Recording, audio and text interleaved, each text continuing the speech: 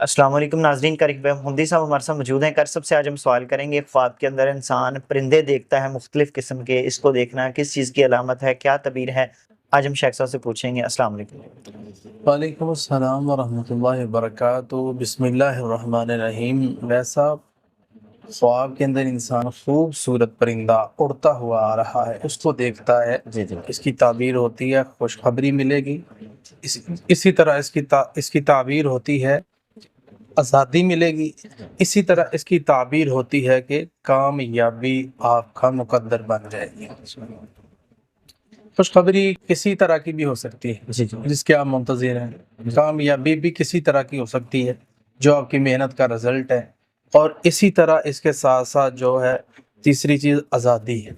आप किसी मसले में हैं, कोई गुलाम है आपका, कोई कैदी आपका है, कोई जेल के अंदर है, कोई ऐसी चीज़ें अगर हैं तो वो इंशाअल्लाह ताला निकलने के, रहाई पाने के सबब है। अगर परिंदा आप देखते हैं कि वो ज़ख्मी है, जी जी। फिर ये है कि खुशखबरी हो सकता है ना आए, कामयाबी ना हो।